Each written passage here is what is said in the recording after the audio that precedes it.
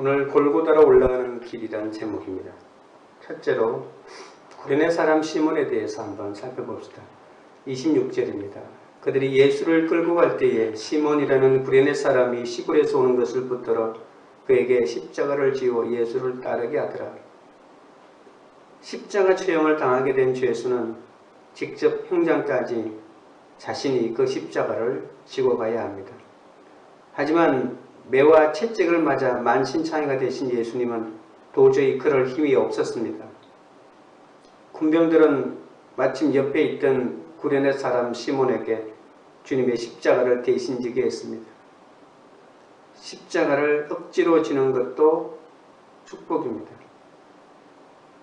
구레네는 요즘으로 말하면 아프리카 북부에 있는 리비아 정도의 나라고, 아마 이 구레네는 유대인이고 6월절 절기를 지키기 위해서 예루살렘으로 왔다고 볼 수가 있습니다. 구레네 사람 시몬은 스타입니다. 성경에는 이름 없는 사람들이 스타로 등장합니다. 예수님도 십자가를 지다가 너무 힘들어 14번 멈추셨는데 5번째로 쓰러진 장소에서 예수님의 십자가를 구레네가 대신 졌습니다. 구레네 사람 시몬이 대신 졌습니다. 예수님은 온갖 조롱을 다 당하셨습니다. 그들은 침을 뱉고 때리며 장난감처럼 놀리고 있었습니다. 예수님 주변에는 아무도 없었습니다. 대제사장들도 제자들도 얼씬거리지 않았습니다. 그런데 시몬이 믿음이 좋아서 갔습니까? 디아스포라 유대인으로서 6월절 지키러 왔다가 괜히 걸려들었던 거죠. 예수님이 너무 힘들어하니까 로마 군병들이 그에게 지라고 한 것입니다. 그러니까 시몬이 뭐라고 생각했겠습니까? 많고 많은 사람 중에 왜 하필 자기가 지냐고 하지 않았겠습니까? 우리가 하도 자발적으로 헌신 안 하니까 할 수 없이 직분을 주신 겁니다. 그래도 성령이 임하시면 구레네 사람 시몬처럼 변화됩니다. 억지로 졌지만 십자가를 지는 것은 의미가 있습니다. 지자마자 주님을 영접하고 증인이 되는 것이죠. 그의 아들 알렉산더와 루포가 나중에 사도 바울의 무난한 유명한 그리스도인이 된 걸로 봤을 때 제자의 사역을 감당하는 신실한 그리스도인이 되었다고 볼 수가 있습니다. 시몬 한 사람 때문에 온 가족이 다 변화되고 복을 받았다고 볼 수가 있죠. 아마도 시몬은 그때 십자가를 지지 못해서 쓰러지는 그 예수님의 그 모습과 또 자신이 십자가를 지라고 했을 때 그 두려운 그 순간을 평생을 잊지 못했을 것이고, 그의 자녀들에게 그때 일을 늘 말해 주었을 것이고, 그때 자신이 어떤 마음으로 그 십자가를 졌는지, 저기 지기 전과 지고 난 후에 자신의 삶에 어떤 변화가 왔는지를 일일이 말해 주었을 거라고 볼 수가 있습니다. 너무 수치스럽고 부끄러운데 그것이 구원의 자리가 됩니다. 왜 나냐? 왜 하필 그날 그 자리에 그 사람이 있었던 것이라고 생각하십니까? 나에게 일어난 여러 가지 사건이 그냥 운이 없어서, 재수가 없어서 나에게 일어났다고 생각하십니까? 부끄러운 자리, 하기 싫은 역할이 억지로 지게 하신 십자가입니다. 야곱이 기근을 피해 애굽에 갔는데 애굽 사람이 히브리 사람을 가증히 여겼기 때문에 히브리 사람들이 고센 땅에 모여 살 수밖에 없었습니다. 그런데 오히려 그것 때문에 그들의 신앙의 순수성을 지킬 수 있었고 그들의 문화의 순수성 또한 지킬 수 있었습니다. 남들이 나를 무시하기 때문에 내가 하나님을 만날 수밖에 없는 신앙의 순수성을 지키게 된다는 것이죠. 남편의 일이나 아내의 일이나 자녀의 일이나 부모의 일이나 직장의 일이나 내게 고난과 역경이 오는 그 일이 나로 하여금 주님을 만나게 하고 내 신앙의 순수성을 지키게 만드는 사건이 된다는 것을 알아야 합니다. 내 힘으로 할 수 없기에 억지로 십자가 지는 것이 축복입니다. 내가 스스로 십자가를 질 수 있다면 주님이 이렇게는 하지 않겠죠. 그러나 억지로 그 일을 나에게 주는 것입니다. 어쩔 수 없이 가족의 일인데, 자녀의 일인데, 부모의 일인데 그것을 벗어날 수가 있겠습니까? 내가 억지로 무거운 짐을 지고 조롱을 당해도 거기에 순종함으로 나와 집안의 구원이 이루어집니다. 억지로 지는 십자가가 최고의 축복입니다.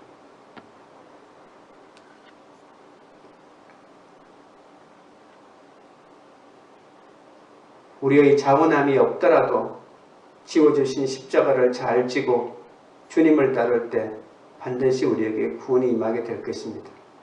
적용 질문입니다. 나는 원하지 않았지만 주님이 구원을 위해 내게 지워주신 사명의 십자가는 무엇입니까? 그것을 잘 지고 주님을 따라가고 있습니까? 힘들어서 화가 나서 도저히 못 지겠다고 하는 나의 십자가는 무엇입니까? 내가 억지로 질 수밖에 없는 상사, 남편, 아내, 자녀, 부모를 주신 것에 감사합니까? 부끄러운 자리, 하기 싫은 역할이 주어진다면 그래도 기꺼이 그 십자가를 지겠습니까? 둘째로 예루살렘의 딸들에 대해서 살펴보겠습니다. 27절입니다. 또 백성과 및 그를 위하여 가슴을 치며 슬피우는 여자의 큰 무리가 따라오는지라. 여기에 등장하는 백성은 예수에게 모욕을 가하지 않은 동정어린 사람들입니다. 여자들의 슬픔과 통곡은 스아시아 지역에서 장성곡을 부를 때 취하던 드러나게 오는 것과 같습니다. 누가복음에서는 예수님의 탄생과 사역기간에 여자들이 지속해서 등장하며 중요한 역할을 하는 것을 볼 수 있습니다. 특별히 십자가와 부활의 증인으로서는 더욱더 여자의 중요함이 드러납니다. 제자들은 도망을 쳤는데 여자의 큰 무리가 예수님을 따라가고 있습니다. 예수님의 임박한 십자가 처형 장면에서 통곡하는 여인들에게 초점을 맞추고 있는 장면입니다.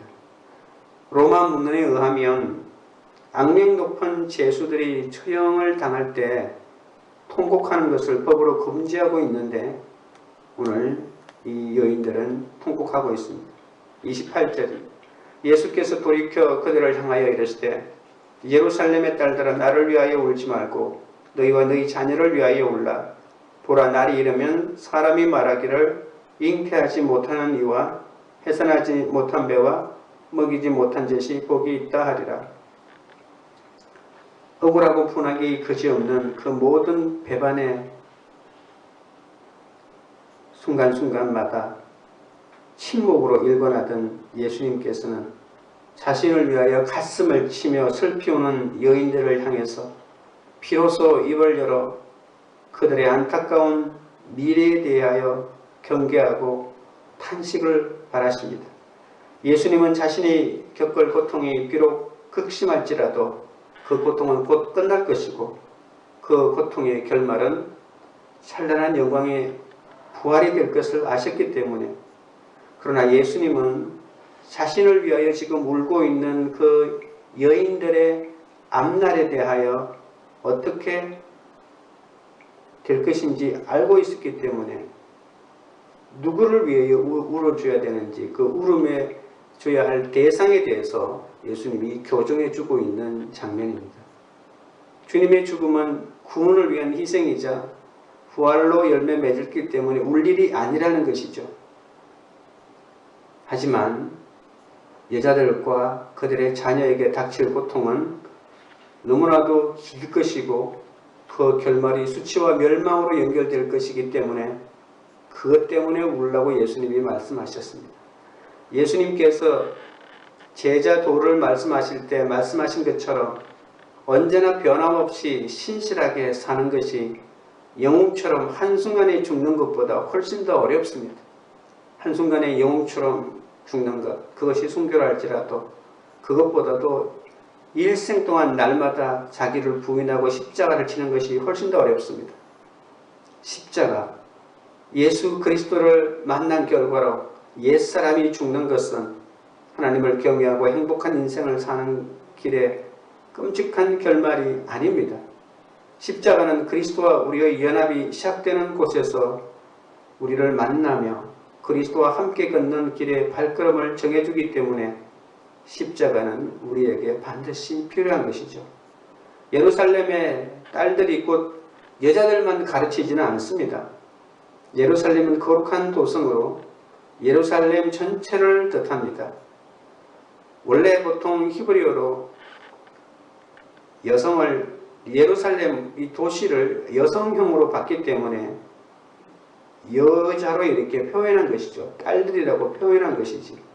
예루살렘 도성에 살고 있는 유대인 전체를 말하는 것이라고 볼 수가 있습니다. 끝으로는 예루살렘의 딸들이 예수를 위해 울고 있으나 실상 울고 있는 것은 예수가 울고 있는 것이고 그것은 바로 예루살렘 때문에 울고 있는 것이라고 볼 수 있습니다. 저들은 결국 66년부터 74년까지 로마에 저항하여 싸우다가 처참하게 멸망하고 완전히 나라가 지구상에서 사라지는 경험을 겪습니다. 여러분은 누구를 위하여 오십니까? 이 세상에서 성도가 구원을 위해 십자가를 지는 고난은 울어야 할 일이 아닙니다.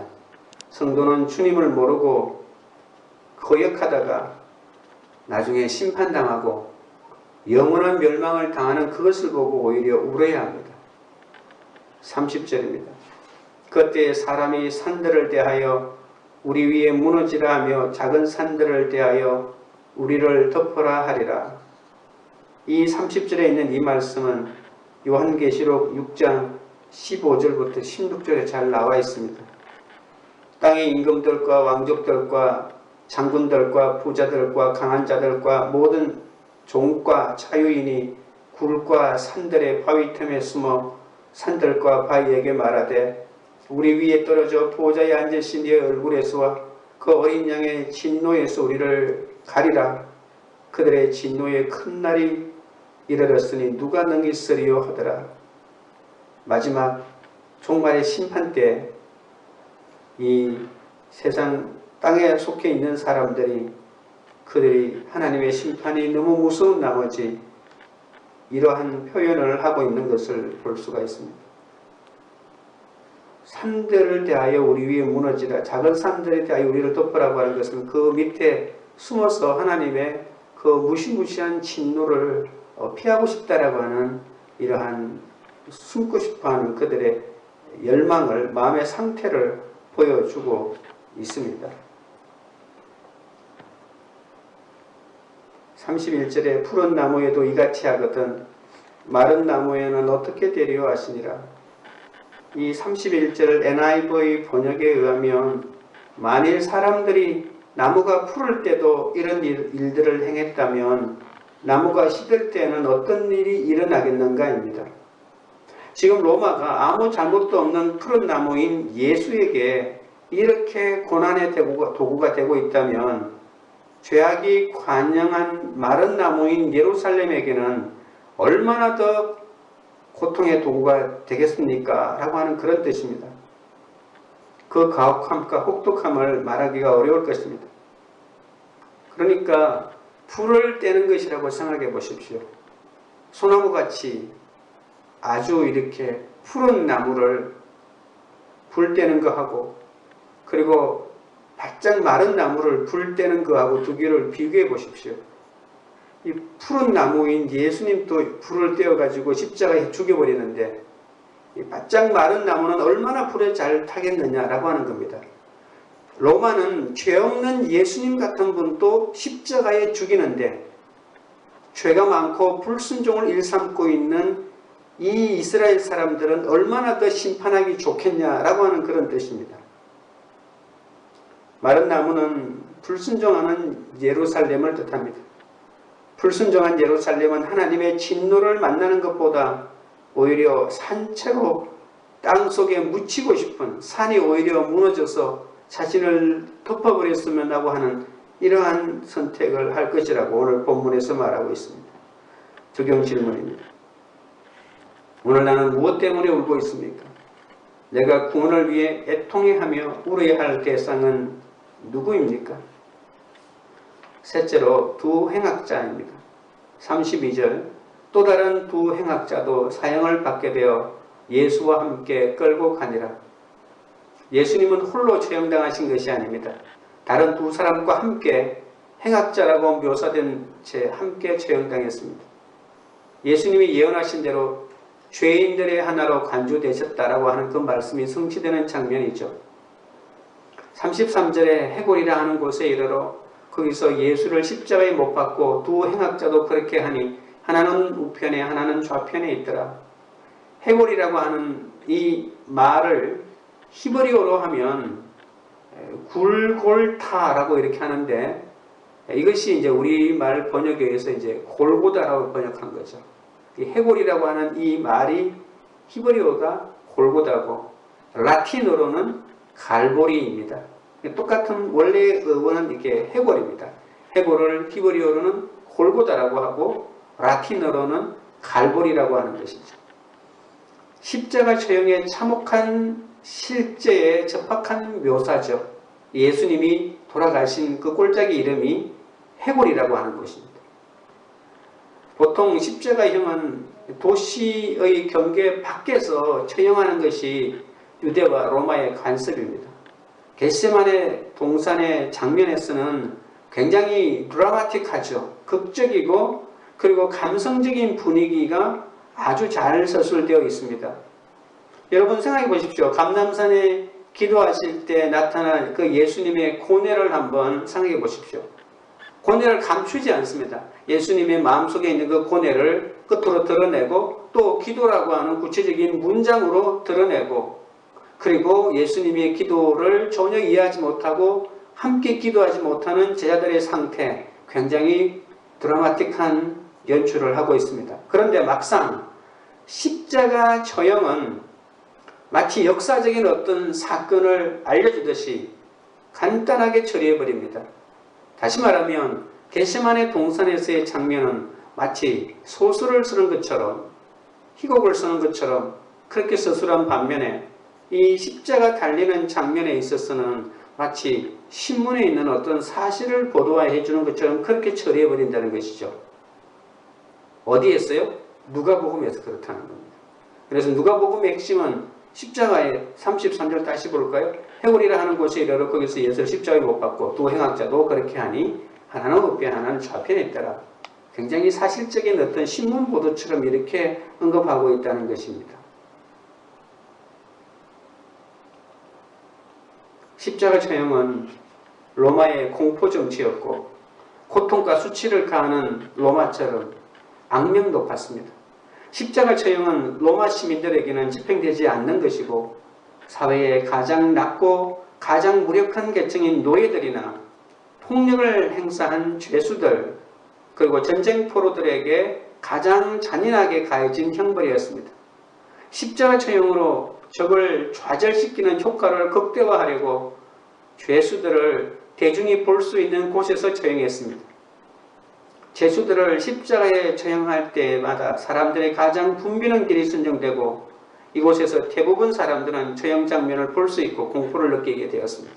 우리가 영화의 장면에서 보는 것처럼 십자가가 그렇게 높은 곳에 달리지 않습니다.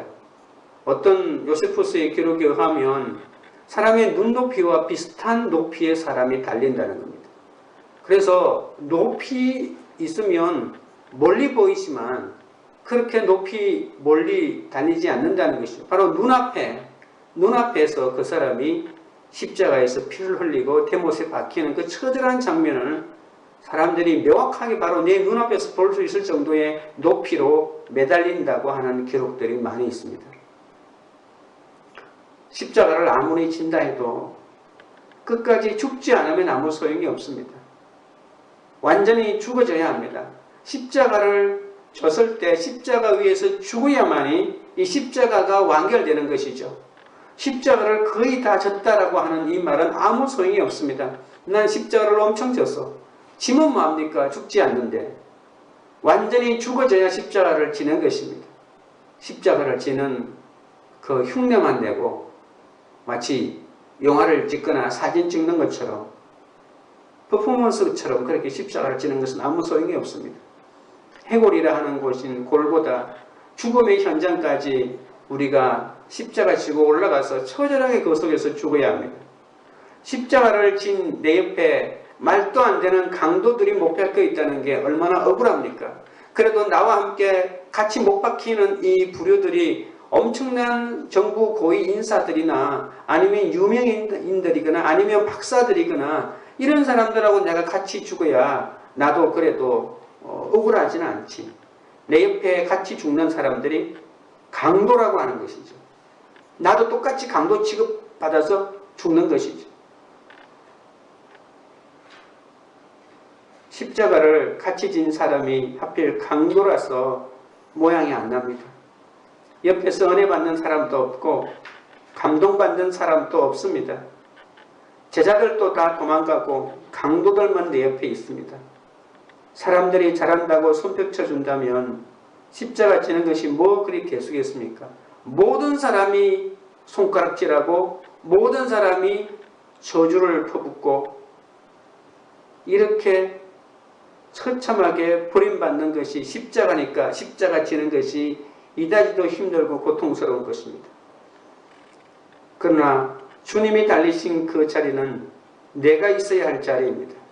내 죄악의 크기가 그 어떤 행악자의 죄악보다 작지 않음을 깨닫는 만큼 예수 그리스도께서 내게 베푸신 은혜의 크기를 알고 그 은혜를 누리게 되는 것입니다. 적용 질문입니다. 고난주간을 보내며 진심으로 인정하고 고백해야 할 내 죄악은 무엇입니까? 내 죄악의 크기가 내가 당하는 고난보다 훨씬 크다는 사실이 인정됩니까? 구원을 위해 마지막까지 감당하며 죄패를 붙이고 죽기로 결단합니까? 내가 사랑하고 사랑받는 것은 수치와 무시를 잘 당하기 위해서임을 알고 있습니까? 기도하겠습니다. 하나님 아버지, 주님을 사랑한다고 하면서도 과정마다 십자가에서 내려오고 싶을 때가 얼마나 많은지 모릅니다. 겨우 채찍질을 넘겼는데 옷을 벗기고 침뱉음을 당하고 다시 가시면류관이 있고 머리를 치니까 주눅이 들고 꼼짝하지 못합니다. 이제 채찍에 맞고 십자가를 져서 온전하게 죽어져야 하는 이 죽음의 자리 골고다가 눈앞에 있습니다. 거룩하신 하나님 아버지요, 우리를 불쌍히 여겨주셔서 이 십자가를 잘 칠 수 있도록 인도하여 주시기를 원합니다. 나의 이런 연약함을 아시고 주님께서 억지로 십자가를 지게 하셨습니다. 만약에 자원해서 십자가를 치라고 했다면 절대로 나는 십자가를 안 졌을 것입니다. 그러나 내가 감당할 수 없는 정신 차리라고 힘든 아내를 주시고 힘든 남편을 주시고 힘든 부모를 주시고 힘든 자녀를 주시고 힘든 직장을 붙여주셔서 십자가를 칠 수밖에 없는 상황으로 나를 몰고 갔습니다. 주님만 바라보라고 억지로 십자가 지게 하시니 감사합니다. 하나님, 이 내가 십자가를 지는 이 모든 순간순간 내 자녀가 보고 있고 가족이 보고 있고 친척이 보고 있습니다. 그리고 내가 십자가를 지는 이 모습이 구원의 통로가 되어 그들을 주님께 인도하는 놀라운 구원의 길이 될 것입니다. 그것이 또한 나의 사명임을 알게 하여 주시옵소서.